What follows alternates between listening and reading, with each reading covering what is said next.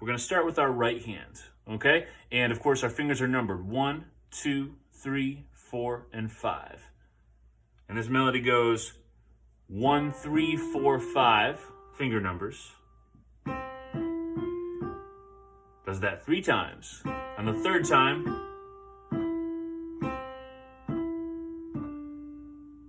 okay, it goes 5, 3, 1, 3, 2. Like that, lands on D. Keep going.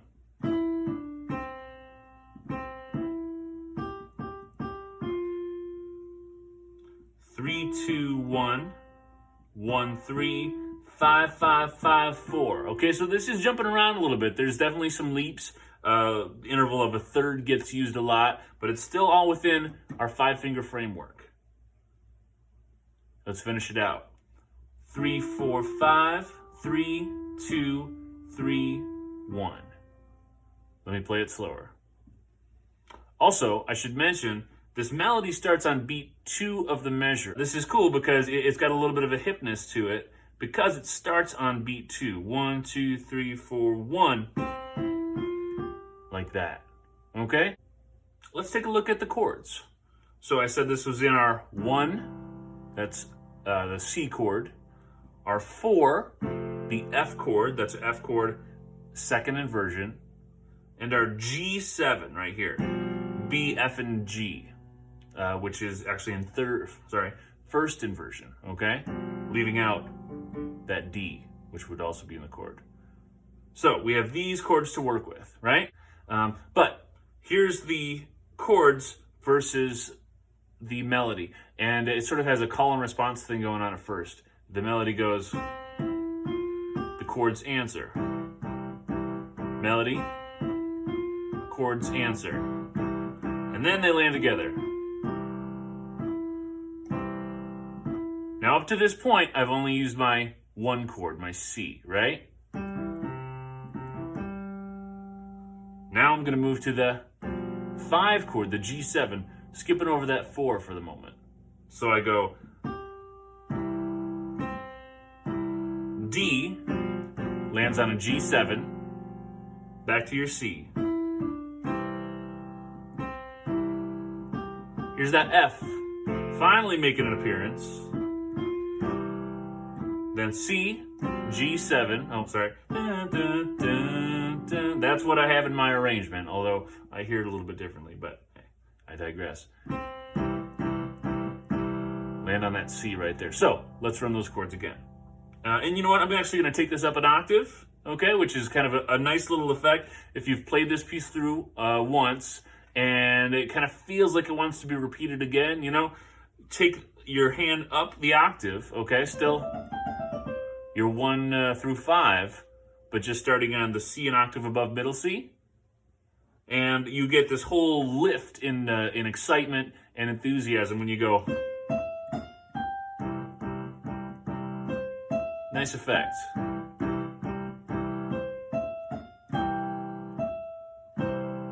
To the G7. Back to C. Here's that F. Back to C. Flip to G. Then C. I'm using the Easy Piano arrangement from the Older Beginner Piano Course by James Bastian. I love this book. This is the first book I learned to play piano on, and it's near and dear to my heart. So that arrangement is really fun. And yeah, that's the whole thing. Like I said, if you play it through once,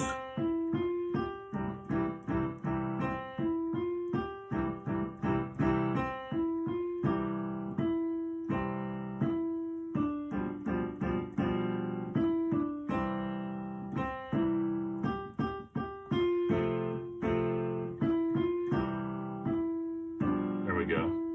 Don't be afraid to take it up an octave. Just watch your notes.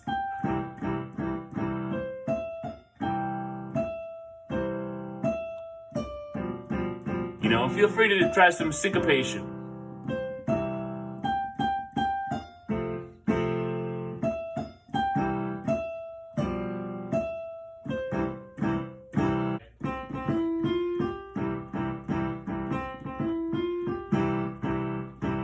Mess with the left hand a little bit too.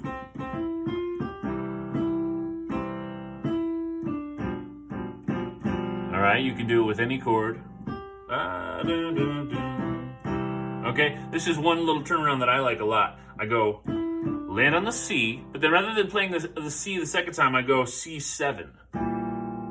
All right, which I'm using B flat in the bass. I skip the root, skip the C altogether, E and G. All right, we're approaching some cool jazz left-hand voicings here. So C, C7. Let me show you that again. All right, now where to? Go back to the F. It's getting a little muddy down here, so yeah, I'd say F second inversion is the way to go. But we're not done. Drop that F to an F minor, just by moving your A to A flat.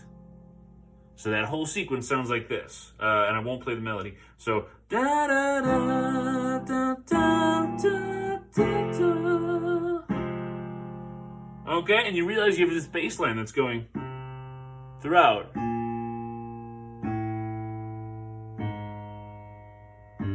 Right? It would land on G. I'm going back to C.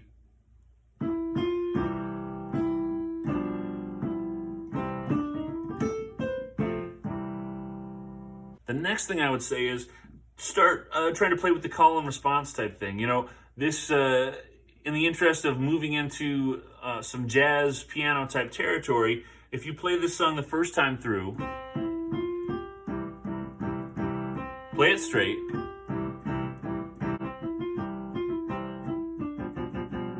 Okay, play it straight, and then the second time through, mix up the melody a little bit. Maybe go leave the melody entirely. Try something in like a C pentatonic.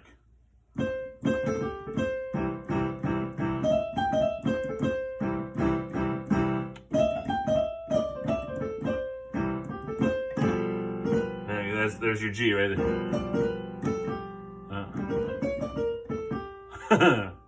All right, you can have some fun with it, you know, and follow your ear most of all, because if you've heard this type of music before, then your ear is going to naturally go to stuff like this, or this, or this. All right, it just takes a little bit of time.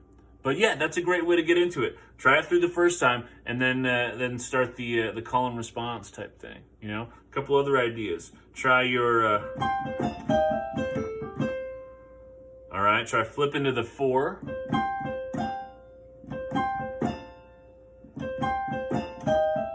All right, using your grace note, E flat to E natural. That's a great little lick in itself right there. Right?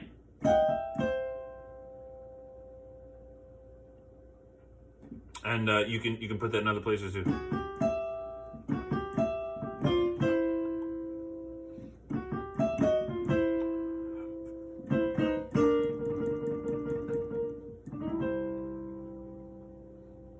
Yeah, last one. So think about your major pentatonic. All right. Now add to that your blue 3 there, the minor third. Okay, get that in there so you have a little chromaticism between those notes. And just that. That's your new little scale to work with. Give it some rhythm.